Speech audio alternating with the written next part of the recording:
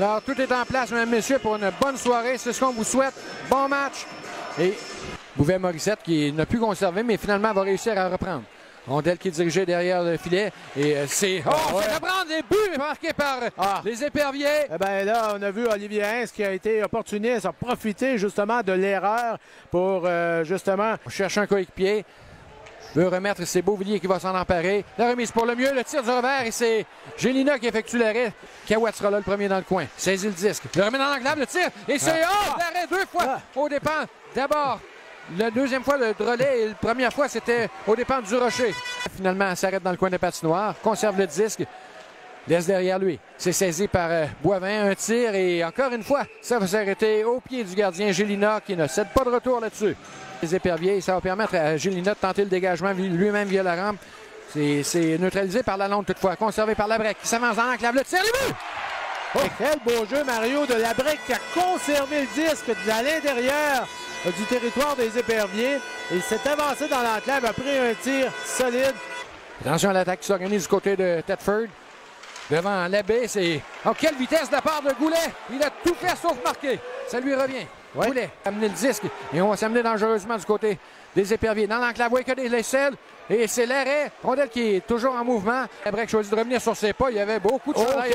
Oui, Mario. Et attention, on revient devant le filet et c'est Poudrier qui a été frustré, n'a pu jusqu'à Baudouin. Et au moment où Cadorette effectue l'arrêt, c'est Lecourt qui était de retour dans la mêlée. Et une première bousculade là, dans ce match. Oui, il y a Dumoulin, il y a Lausier qui est là. On visait Goulet. C'est hors cible et ce sera dégagement refusé. Là, Goulet qui met en échec après le coup de sifflet. Et ça va entraîner un attroupement, ça. On n'a pas apprécié le geste de Goulet. Et Ouimet, justement, là, est allé... Donc, il faut éviter le banc des pénalités. Bilodeau entre en zone adverse. C'est maintenu là par Hintz. La foule qui...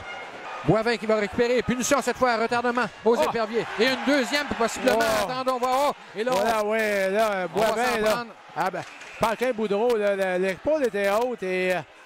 Il y avait déjà, avant cette escarmouche-là, il y avait déjà une punition d'annoncer. Et là, je pense que Boivin est vraiment sonné, là. C'est Wicked. Et là, Boivin, lui, pendant ce temps-là, quitte pour retourner au vestiaire. Là, il y a Gélina qui s'en mêle. Et là, c'est le gardien Cadorette également qui a quitté son filet. Cadorette qui va venir rejoindre Gélina. Gélina qui avait voulu s'interposer dans le combat.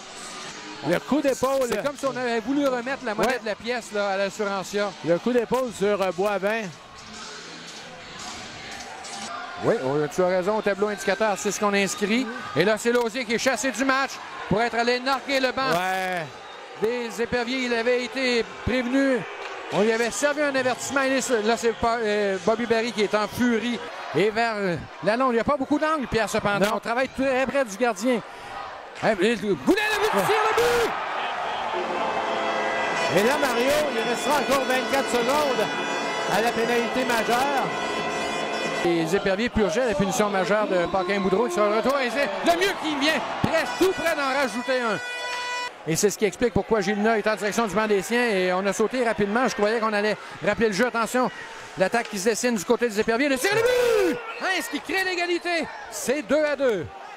Donc la pénalité n'aura pas lieu, mais on crée l'égalité pour 2-0 avec 14-30 à faire en troisième. Mise en jeu remportée par les Éperviers. On est venu frapper à la porte et que c'est du Rocher qui s'est fait voler. Goulet qui a reçu de Poudrier. Goulet, il est rapide, tente de s'amener au filet. Veut couper. Et la rondelle qui est libre et finalement immobilisée sous le poids du gardien. Marc-Antoine Gélina, encore une fois. Le tir sur réception de Lalonde, ça a raté le filet. Retour qui appartient à Labrec. 40 secondes à l'avantage numérique. Le tir de but! Et encore une fois, c'est Labrec. Pierre, et quel but canon! Deux tirs solides. Et un troisième but d'avantage numérique. Et on comprendra, Pierre, pourquoi l'Assurancia est premier en avantage numérique. C'est Elmire qui s'avance dans l'enclave. Le tir, ça rate la cage. On tente de revenir de l'arrière pour déjouer le gardien. Le tir, et ça se poursuit. Il y a un joueur de l'Assurancia qui a reçu le tir. C'est Lessard. Et Elmire qui s'amène dans le territoire de l'Assurancia. On a laissé Drolet a découvert le tir et c'est l'arrêt de Cadorette au dépens de Drolet. Et là, l'escarmouche entre La Fontaine et Drolet. Alors qu'il reste 3 secondes. Et Mario, il faut revenir sur le jeu. Là, on voit... Du côté de Malouin vers un coéquipier. C'est Wattier qui va tirer de loin et ça va se retrouver au fond du filet pour confirmer la victoire de l'Assurancier avec une trentaine de secondes à faire seulement à la troisième période.